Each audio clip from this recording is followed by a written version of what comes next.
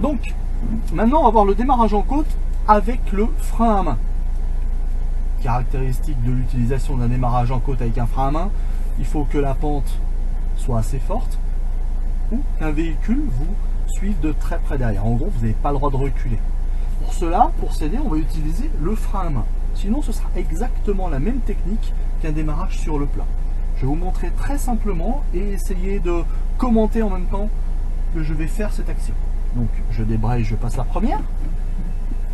Ensuite, je vais accélérer progressivement, relever mon pied gauche jusqu'à ce que la voiture s'affaisse. Ce qui vient de se passer là, j'espère que vous avez rendu compte. Ça veut dire que ma voiture, elle a envie d'avancer, mais en fait, il y a une chose qui le retient, c'est le frein à main. Savoir que quand la voiture a envie de s'avancer, j'ai bien sûr bloqué mon pied gauche parce que là, je suis sur le point de patinage. Il me suffit d'enlever le frein à main, de maintenir mon pied, de compter 0, 1, 2, 3, et le véhicule avance. Voilà comment on fait un démarrage en côte avec le frein à main.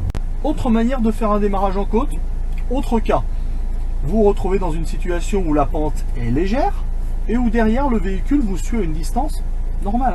Le véhicule est arrêté, vous voyez sa plaque d'immatriculation, vous pouvez vous permettre de reculer un tout petit peu.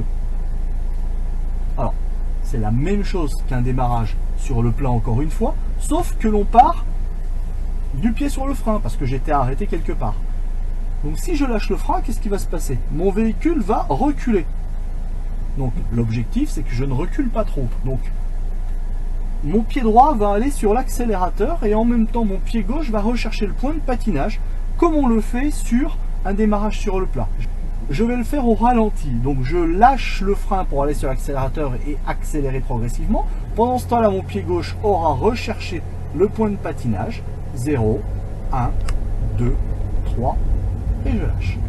Je vous remontre une fois, juste pour bien vous montrer l'importance de l'embrayage. Lorsque je lâche le frein, si je relève l'embrayage jusqu'au point de patinage, ma voiture va arrêter de reculer. Donc il ne s'agit pas d'accélérer plus fort, il s'agit d'aller rechercher le point de patinage.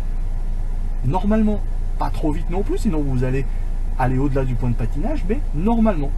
J'accélère, je relève le pied gauche pour aller au point de patinage. Pendant ce temps-là, j'ai accéléré. 0, 1, 2, 3. Et je peux lâcher l'embrayage tranquillement. Et j'ai fait mon démarrage.